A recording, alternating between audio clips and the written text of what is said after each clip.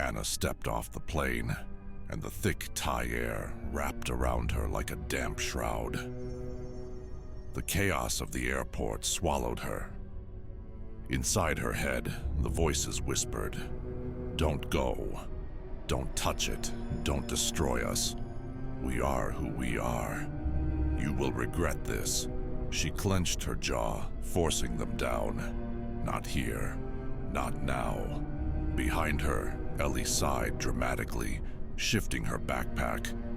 "I still can't believe we're doing this." James chuckled. "Yeah, hunting a mystical, mind-fixing frog in the middle of the jungle. Totally normal." Anna ignored them. She didn't need their validation. She needed the frog the toxin people whispered about. The rare amphibian secreting a substance so pure, so special it could heal the mind and soul. They met Anorak at a small cafe near the airport. The walls were faded green, covered in old photographs of monks and rivers that had long since changed course. Anorak was lean, his skin weathered by the sun, and his deep brown eyes unreadable. To Anna, though, he was more than just a guide. He was an old online friend, someone she had confided in long before she ever set foot in Thailand. And now, he was her only connection to the frog. "You really came," he said, opening his arms with a big smile before embracing Anna. She nodded. "I have to find it."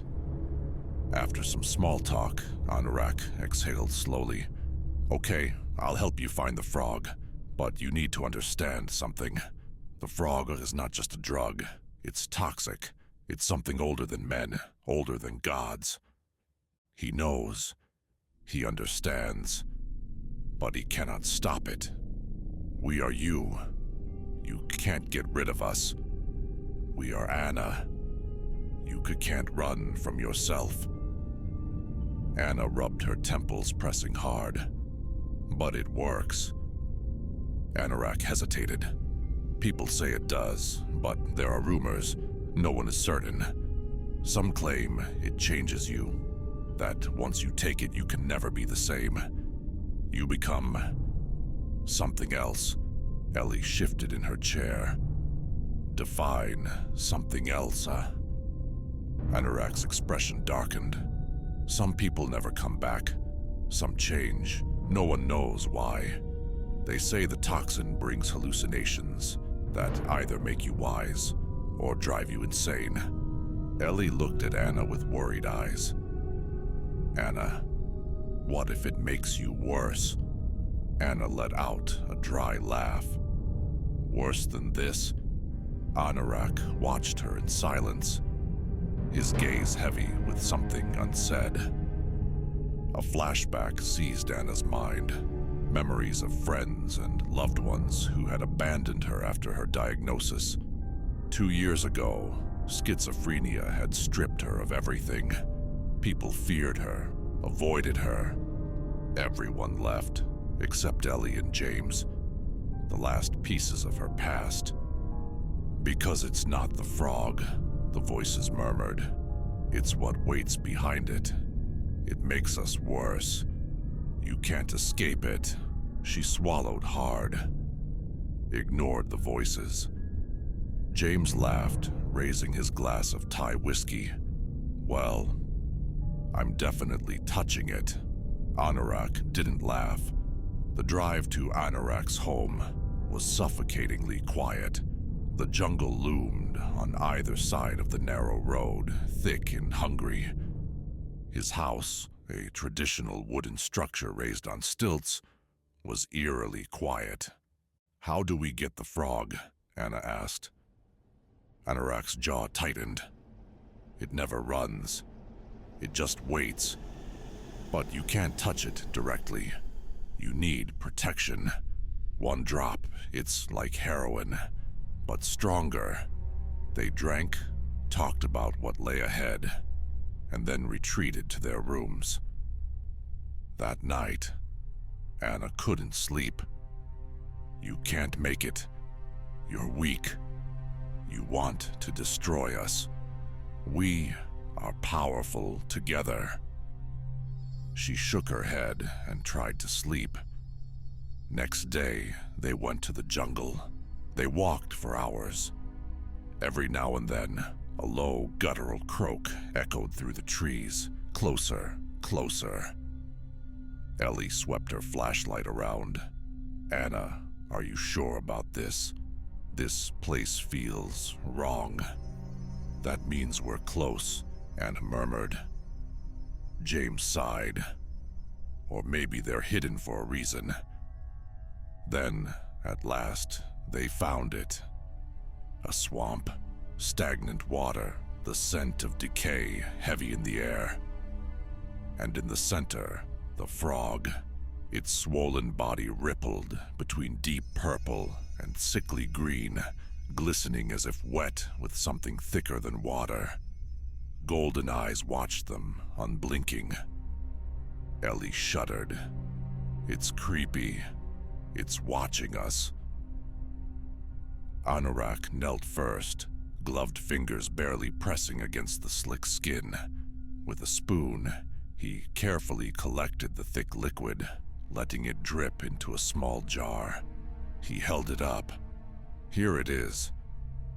Let's go home and try it." Anna heard screams in her head. "No, you can't. You will die. It will kill us." Then she looks at the frog with golden eyes. Then hears another whisper. "It's the cure. Try it, try it, try it."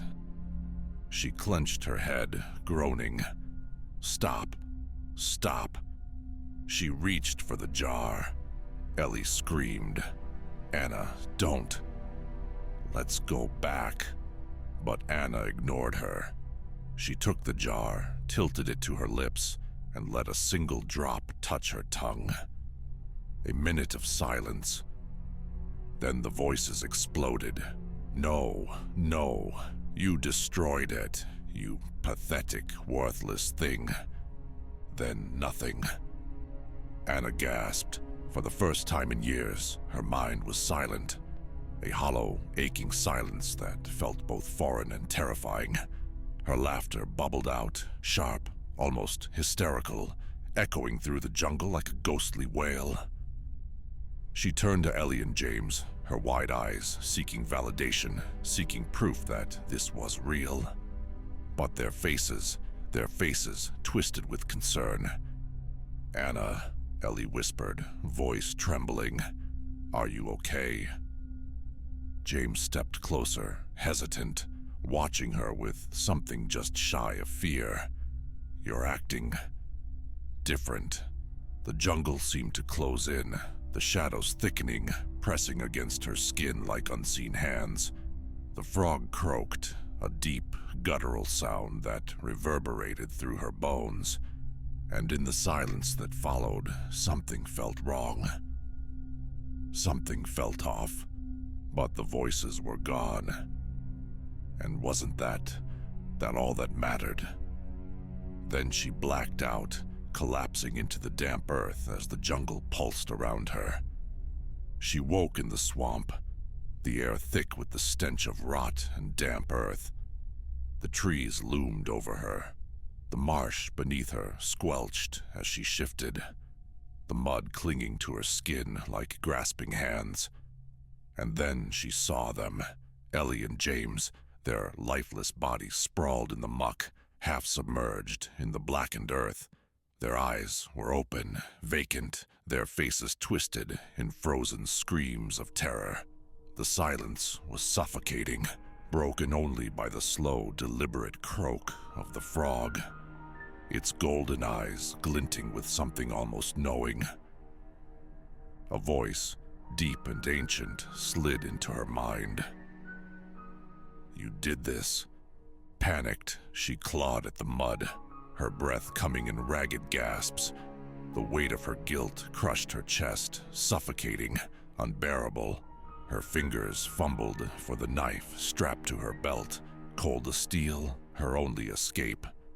Hands trembling, She pressed the blade against her skin, gains her wrist, ready to carve herself out of the nightmare. Then Anurak grabbed her wrist, pulling her urgently out of the marsh. His voice cracked through the tension as he snapped. "What the hell are you doing, Anna? What's going on?" Anna's mind was racing, unable to comprehend what had just happened. She looked back at the mud, her heart hammering in her chest. I killed them," she gasped between frantic sobs. "James and Ellie. They're dead. I didn't mean to." She broke down, crying harder, clutching her chest in agony as the weight of her actions overwhelmed her. "I thought I could save them.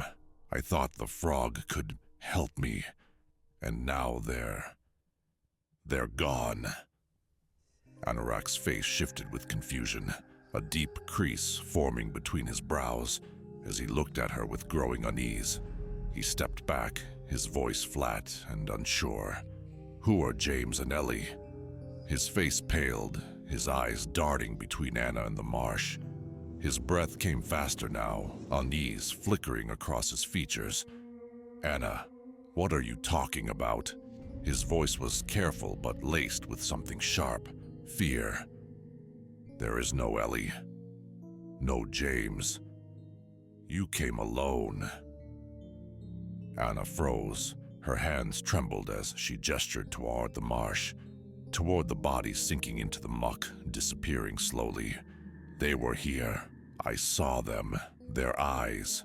Her voice cracked, raw with hysteria. Anurak took a slow step back, his grip still firm on her wrist. "Anna, listen to me. The frog, it changes things, warps the mind. Sometimes it makes you see things that were never real."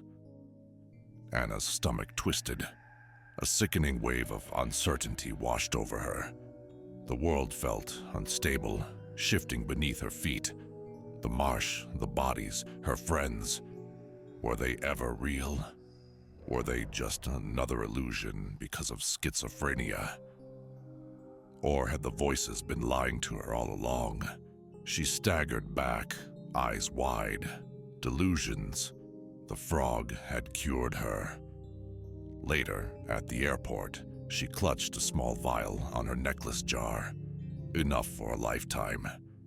She turned to Anurak, her hands trembling as she wrapped her arms around him in a tight, desperate hug.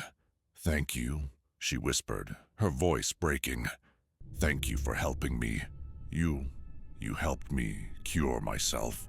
Her tears soaked into his shirt as the weight of the journey, of everything she had lost, settled over her. Anurak held her, his hands gentle. But there was something unreadable in his eyes. He pulled back and, after a long pause, gave her a small nod. "Goodbye, Anna. May you find peace." As she boarded the plane, Anna couldn't stop thinking about James and Ellie. Her mind kept circling back to them, their faces, their voices, how real they felt. Could they really have been a delusion? How could something so vivid, so true to her, be nothing more than a hallucination? The confusion gnawed at her as the plane ascended, the weight of the mystery pressing down on her chest. She closed her eyes, trying to shut it all out, but their faces lingered. Like a shadow she couldn't escape. Anurak stood motionless as Anna disappeared into the distance, her silhouette swallowed by the thick jungle mist. Anurak returned to his home. His footsteps echoed through the wooden floor as he made his way to the closet, the shadows inside swallowing his figure. The door creaked as he pulled it open, revealing the jar with the dark liquid, the last remnants of the frog, and 2 backpacks. The items were stained with mud, but their presence was unmistakable. They belonged to James and Ellie.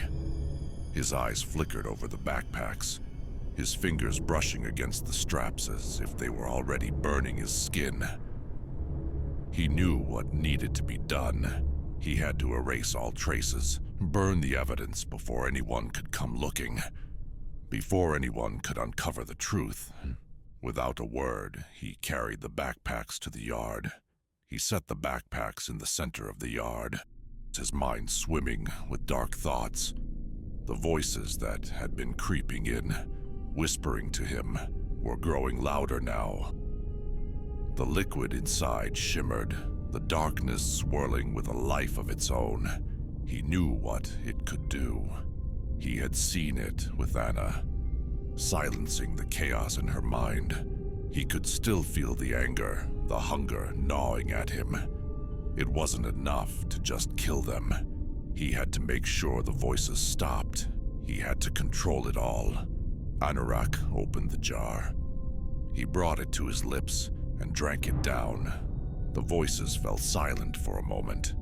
Then they returned, sharper and louder. But now, Anorak's grip on his mind was stronger. For now, he was in control. He smiled, a thin, cruel smile, and turned away from the fire. It was done. The evidence was gone. And with the frog's toxin running through his blood, he would remain in control. For now.